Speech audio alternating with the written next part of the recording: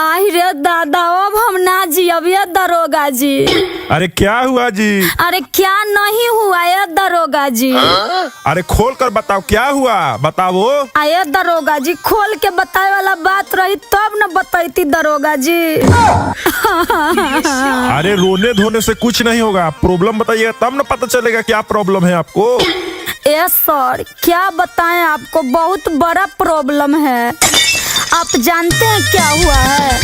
कहाँ बाटे चोट तू रिपोर्ट लिखावा खुली के प्रॉब्लम तू हमसे बतावा। अरे प्रॉब्लम बहुत है, देखी ना। कहाँ बाटे चोट तू रिपोर्ट लिखावा खुली के प्रॉब्लम तू हमसे बतावा। का कहीं बिना कहले कैसे समझी बात के सुनिए। अरे कटले बगाल हमार लड़का एगो दाँत से, बड़ी दर्द होता दरोगा जी रात से। कटले बगाल हमार लड़का एगो दाँत से, बड़ी दर्द होता दरोगा जी रात से। अच्छा ये बताओ, तुमको उसका कुछ सबूत है? कौन लड़का था, उसका नाम क्या है? नाम नहीं बताओगी तो क्या होगा? यस सर, आया पाँच देवर काट लिया, भाग गया और उतना टाइम देखने को नहीं दिया सर।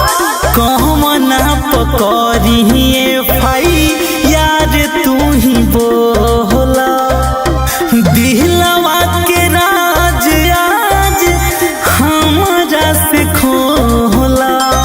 अरे बोला कतना कहीं परेशानी बा, हमरा संगे भइल छेड़खानी बा।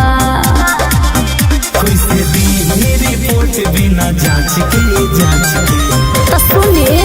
अरे कटले बगाल हमार लड़का एगो दाँत से, बड़ी दर्द होता दरोगा जी रात से। कटले बगाल हमार लड़का एगो दाँत से, बड़ी दर्द होता दरोगा जी रात से। ये दरोगा जी, प्रॉब्लम समझिए दरोगा जी, प्लीज दरोगा जी, इज्जत का सवाल है दरोगा जी, समझिए। Music by Neha studio.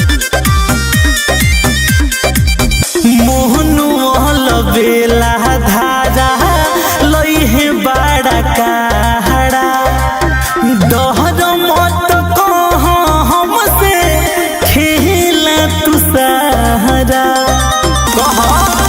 सुदया लगाल मोर कटले बा, उठाबो के ललिया चटले बा। काहे घूमत रहू तू रात के कटले बगाल हमार लड़का एगो दाँत से, बड़ी दर्द होता दरोगा जी रात से। कटले बगाल हमार लड़का एगो दाँत से, बड़ी दर्द होता दरोगा जी रात से।